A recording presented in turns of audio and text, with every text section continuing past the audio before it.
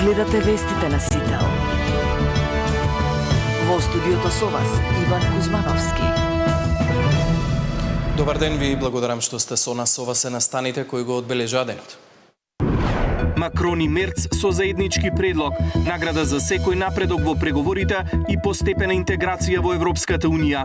Процесот на проширување е жив и добро е што таа порака денеска лидерите на земји членки на Европската Унија испраќа. Проширувањето во фокус на самитот ЕУ Западен Балкан во Тиват.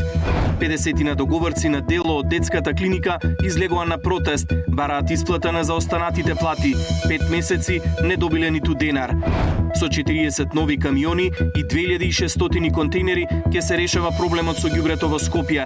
Мобилни претоварни станици ќе има во Ѓорче и во Газибава. Зеленски бара тетатет средба со Путин за крај на војната. На овие вести во живо за најновиот предлог за постепена интеграција на земјите од регионот во Европската Унија. Останете со нас.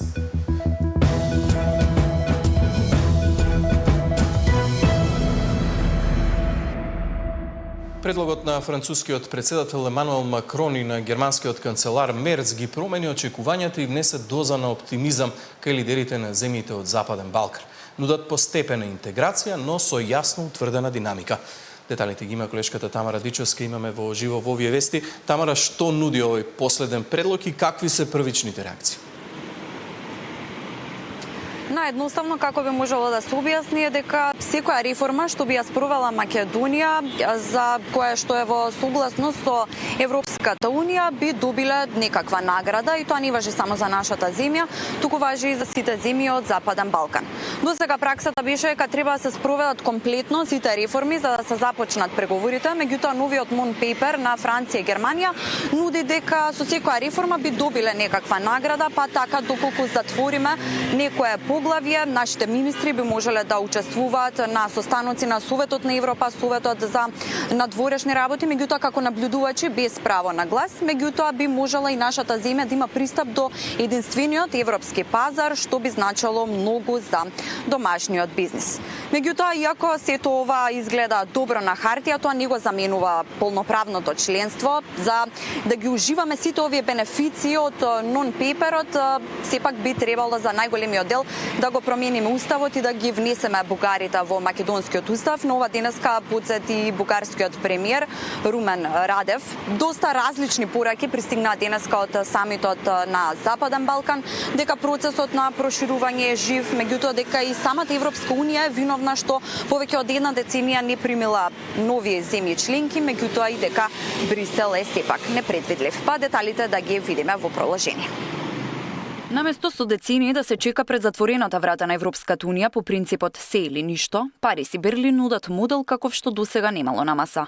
Суштината на најновиот француско-германски non-paper е воведување на систем каде што секој постигнат напредок дома носи соодветна награда и поголема вклученост во унијата, многу пред официјалното членство.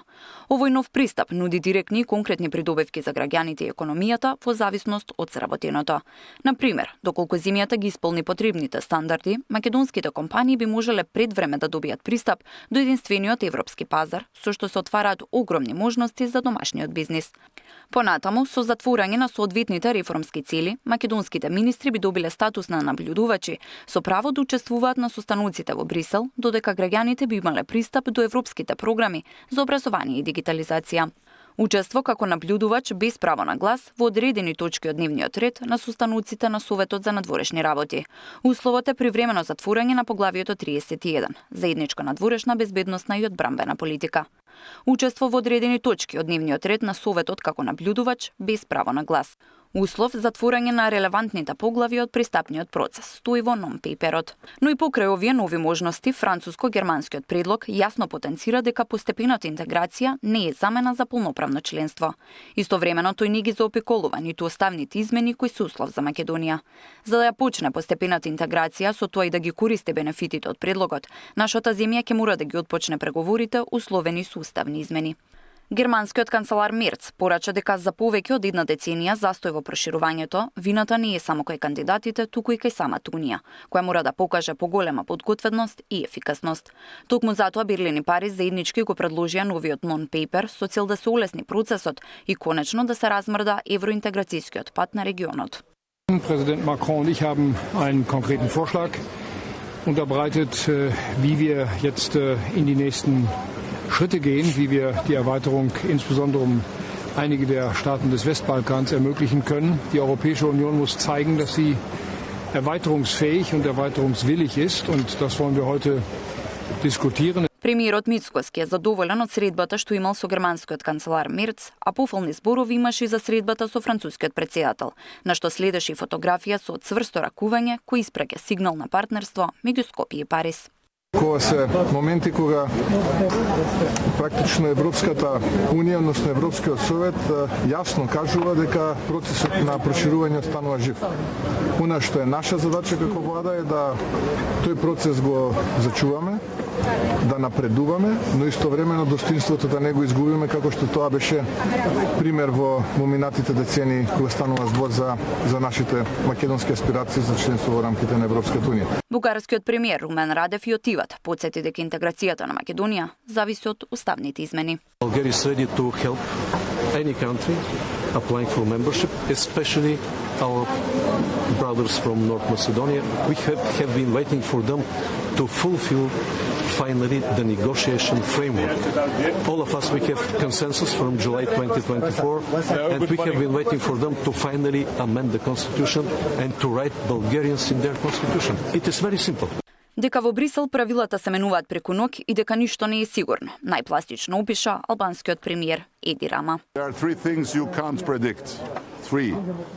Right? God, sex and the EU. Тамара Дичевска, Сител телевизија. Проширувањето е во фокус на самитот ЕУ Западен Балкан, кој се одржува во Црнагора, земја која е најблиску до полноправно членство во Европската Унија. Во ведни зборови на пленарната седница на самитот денес има председателот на Европскиот совет Антонио Кошта, председателката на Европската комисија Урсула фон дер Лајен и председателот на Црнагора Јаков Милатовиќ. Антонио Кошта, кој претходно ги посети сите земји од регионот, нагласи дека неговата втора посета на Западен Балкан, откако е на оваа функција, ја потврдува континуираната посветеност на Европската Унија кон регионот.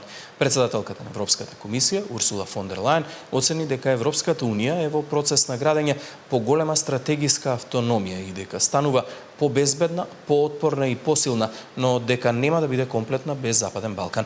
Пресконференцијата, која треба да следи како заклучок од конференцијата, се уште не е започната. Детали од неа ќе слушнеме во текот на овие вести или во централниот дневник во 19 часот.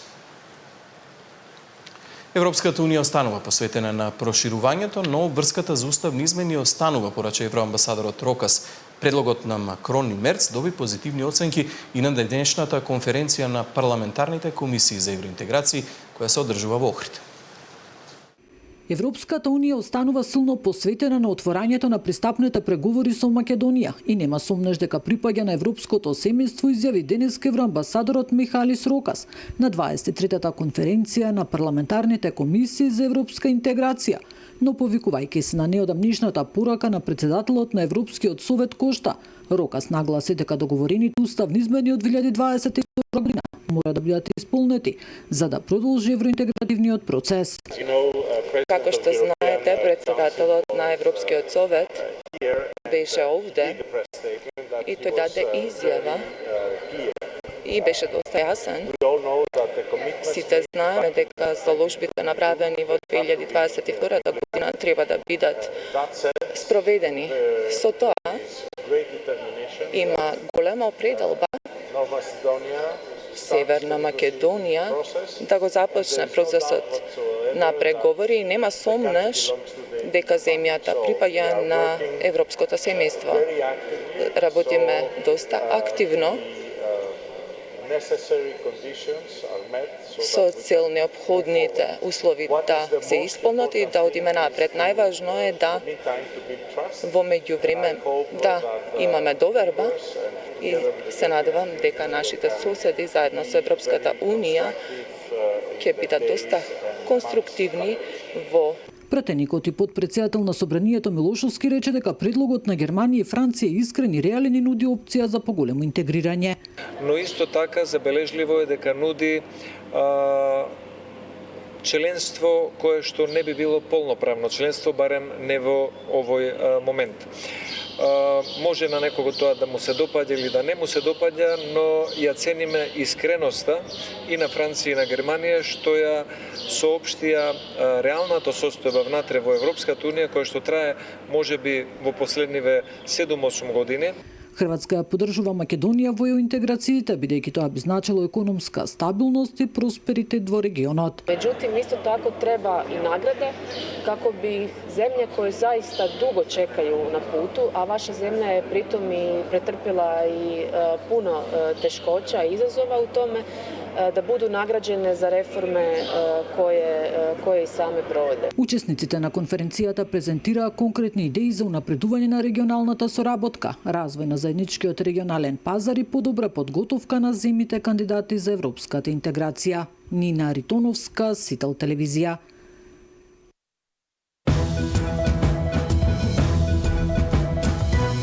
Дали предлогот на Макрон и Мерц може да биде гаранција за европската иднина каква што бара македонската влада, што значи процес на постепена интеграција и дали е подобра можност од преговори без крај за домашната задача и реформската агенда, во тема на денот со Симонида Кацарска, директорка на Институтот за европска политика.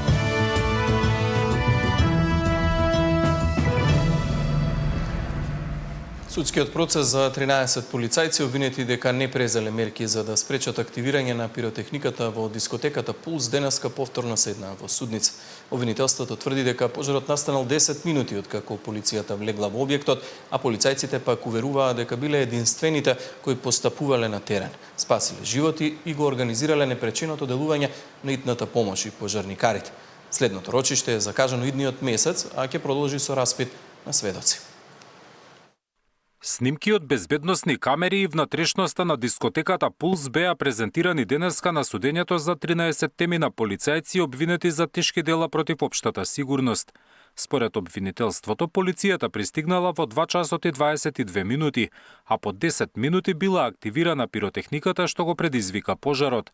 Обвинетите полицајци кои негираат вина, тврдат дека МВР била единствена институција која постапувала во Пулс. Контролата од 16 март требало да пронеде малолетници и дрога во објектот. Со самото присуство на полициските службеници таа ноќ беа спасени голем број на човечки животи со самото тоа што беа директно вадени од дискотеката. Дали денес ние полициските службеници сме обвинети и се наоѓаме на обвинителна клупа затоа што таа кобна ноќ бевме на работа, а не дома. Обвинителството презентираше телефонска комуникација меѓу обвинетите, а пред судот ги изнесе и обдукциските наоди за причините поради кои настапила смрт кај починатите. Најголем дел загинале од труење со јаглерод моноксид, други пак поради недостиг од воздух и кислород. Снимките според обвинителството го покажувале постапувањето на полицајците. Видео снимки кои што потекнуваат од критичната вечер во одреден временски период со цел да се создаде слика каква била состојбата пред настанот, моментот на влегување на полициските службеници. 13 теми на полицајци седат на обвинителна клупа, бидејќи, како што тврди обвинителството, не презеле мерки за да спречат активирање на пиротехниката во Пулс. Судењето со распит на сведоци продолжува идниот месец. Зоран Јаневски, Сител телевизија. СДСМ бара обвинителот Ненад Савески да го повика министерот за внатрешни работи да ги достави доказите за случајот Мазот, откако тој јавно изјави дека поседува информации што би ја шокирале јавност. Партијата вела дека токму тие докази може да бидат основа за повторно активирање на предметот вреден 167 милиони евра, кој беше запрено до обвинителството. Во СДСМ се сомневаат и за селективна правда и можно политичко влијание. Јавниот обвинител да го повика Панче Тошковски, да му ги достави доказите за кои јавно зборува дека ги има. Така случајот ќе биде повторно активиран. Бидејќи јавно се кажани двете изјави, ќе чекаме да видиме дали Тошковски ќе биде повикан да ги достави доказите и повторно да биде активиран случајот. Или можеби ќе чека телефонски повик од Мицковски.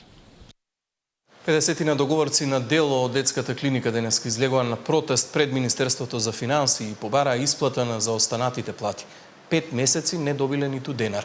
Од финансии тврдат дека постапувале по закон. 50 на лица ангажирани со договор за дело на детската клиника од нова година не добиле ниту денар. Се ги бараат за останатите плати. Медицински и административно-технички персонал на мирен протест пред Министерството за финансии покрај пари за 5 месеци побара и решавање на нивниот работен статус. Годинава немале подпишано никаков договор, а иако цело време оделе на работа, дури во април стигнало негативно мислење за нивниот ангажман на детска. Од финансии им рекле дека ќе проверат каде е проблемот. Што се случило, зашто бил се вратен негативно и зашто толку време се одовлекувала оваа работа? Зашто ние сме добили информации на крај на 4-ти месец. Дека е негативно вратено за нас договорците. Некој вика дека имало нешто проблем, не е листата поднесена добро. Не знам што е проблемот. Немаме никаков одговор конкретен. Од Министерството за финансии одговорија дека ги сослушале нивните барања и укажуваат дека постапуваат согласно важечките законски прописи. Во рамки на своите надлежности, Министерството по секое доставено барање од буџетски корисник кое се однесува на ново вработување, ангажирање или трансформација на работен однос, постапува и доставува известување во законски утврдениот рок, согласно Законот за буџети, велат од финансии. Меѓу договорците кои си ги бараат за останатите плати и решенија за работа има и лица кои по 8 години се ангажирани на детската клиника. Која е логиката? Работиме у здравство, а немаме здравство. Ако немаме решение, немаме здравство. Значи, на сите нас ние решение за да добиеме. Затоа идеме на работа. Имаме тука колешки што 8 години работат. И секоја година истата песна. Од клиниката за детски болести пак изјавија дека навреме ги поднеле сите барања за ангажманот на договорците и имаат потреба од нив, зашто ако си заминат, ќе биде нарушено нормалното функционирање на установата. Александар Динев, Сител телевизија. Со 40 нови камиони и 2600 контейнери ќе се решава проблемот со ѓубрето во Скопје. Мобилни претоварни станици ќе има во општините Ѓорче, Петров и во Газибава. Со помош од Светската банка планот е да се набават вкупно 49 возила за подобрување на хигиената во општините. Скопје до септември треба целосно да го надмине проблемот со искршените и преполни контейнери.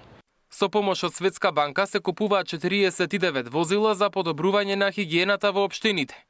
Најголемиот дел од оваа механизација ќе заврши токму во главниот град. Се купуваат 17 мултифункционални возила за урбано одржување на хигиена со вкупна вредност од 1,6 милиони евра, 2 мултифункционални возила за урбано одржување на хигиена со соодветни механизми со вредност од 283.000 евра, 9 специјализирани камиони кои што се во вредност од 982.000 евра, 21 машина за чистење на улици во вредност од 1,3 милиони евра. Градоначалникот Ѓорѓиевски очекува Скопје да добие околу 40 возила, а дополнително ќе се набават уште 4. Сега се користат меѓу 50 и 60 камиони, но проблем е што се стари и често се расипуваат. Ќе има и 2 мобилни претоварни станици. Едната ќе биде поставена во Ѓорче, Петров и ќе ги покрива и Карпош и Сарај, додека втората ќе биде лоцирана во Газибаба. Целта е камионите да не губат време патувајќи до депонијата Дрисла, туку отпадот да го оставаат во претоварните пунктови и веднаш да продолжуваат со работа на терен. Паралелно за еден месец треба да пристигнат и 2600 нови контейнери. Бројка која што не е набавена последниве десетина години, во толкав број, биле набавувани контейнери, но ако кумулативно соберем изминативе 10 години, немаме толкава бројка, што исто така беше еден од сериозните проблеми во комунална хигиена, земајќи во предвид дека на многу од микролокациите во главниот град знаете дека недостасуваат контейнери и со години се непроменети контейнерите. Граѓаните со поделени мислења за тоа дали состојбата со хигиената на вистина се подобрува. Се гледа дека има напредок, меѓутоа не е тоа што треба да биде. Се надевам дека за известно време хигиената ќе биде на многу задоволително ниво. Се трудат. Они велат дека нема камиони, дека ќе дојдат, дај Боже да е се така, меѓутоа една форца која се удри, тогаш градот скоро го очистија. Добро, тоа беше голема акција негова. Да, тогаш помага и другите општини. Така е, се беше во ред. Меѓутоа сега, не знам, да ти е едноставно гад да излезеш во град, да се прошеташ, вака што мораш да појдеш. Поготово сега, летно време, ѓубрето да стои тоа, труе, смрди и тоа. Кај нас ѓубрето се собира редовно, нема проблем со тоа, али не сме задоволни со што не се мете. Макар еднаш месечно през градата, мислам да се собере ѓубрето, не друго. Не чистат, знаеш како чистат? Со метлата во тревата го фрлат ѓубрето, така чистат и со тоа дубалката оди во тревата. Како да ви рече, кај што живеам ја, средно. Е малце подобро. Скопје во изминатите години постојано имаше проблем со редовното собирање на сметот. Во периодот меѓу двата изборни круга за локалните избори лани, цели тротоари беа затрупани со ѓубре. Овој колапс го оседна поранешниот директор Рустеми на обвинителна клупа и се соочува со затворска казна до 10 години за загрозување на животната средина со отпад. Мартин Арсов, Сител телевизија. Македонија не смее да продуцира кадар со кој ќе се зголемува бројот на невработени. Бизнисот сака знаење, вештини и иновации кои ќе создадат додадена вредност. Високото образование треба да се поврзе со бизнисот, а студиските програми да се креираат заедно со стопанството. Согласни се и универзитетските професори. Факултетите да продуцираат кадар кој му треба на бизнисот, а не само да штанцаат дипломи. Ако во минатото успехот се мереше со бројот на запишани студенти и издадени дипломи, денес ситуацијата е сосема поинаква. На економијата потребен е стручен кадар, а не професии кои исчезнуваат. Затоа високото образование треба да се поврзе со бизнисот, а студиските програми да се креираат заедно со стопанството. Во септември, кога ќе славиме 35 години, треба да се прашаме дали и што сгрешивме и каде треба да поправиме. Веројатно во вториот приоритет, а токму образованието, особено високото, е место каде што треба заеднички да делуваме. Не смееме повеќе да штанцаме програми што не се тесно поврзани со реалниот пазар. Нас ни треба реално нова генерација на инженери, технолози, IT експерти, машински електроинженери, енергетичари и да не набројувам, значи ни требаат практичари, не само теоретичари. Македонија веќе не сме да произведува кадар со кој ќе се зголемува бројот на бирото на невработени. Потребни се знаење, вештини и иновации, кои ќе создадат додадена вредност во државата. Продуктивноста која ни е на најниско ниво, дисциплината која ни е најниско ниво, може да се реши само на еден начин, со високо професионални луѓе и со високи примери. Ако тоа не го направи Македонија, си подпишала смртна пресуда. Менеджмент мора да ја води државата и да ги водат компаниите што се чувствуваат дека се добро платени и наградени за тоа што го работат и што ќе предводат ризични кај операции кои што можат да доведат до поголема додадена вредност. Од бизнисот алармираат дека се соочуваат со недостиг на кадар. За да ги привлечат и задржат работниците, платата веќе не е на прво место. Мора да им понудат и добри услови за работа, но и уште многу други бенефиции. Наташа Мерсовска, Сител телевизија. Како да се намали бројот на кучиња на улиците во метрополата? Ова беше тема на денешниот панел во град Скопје. Домаќините од Лајка ги слушнаа искуствата и на земите од регионот кои покажуваат дека со примена на законите проблемот може да се реши.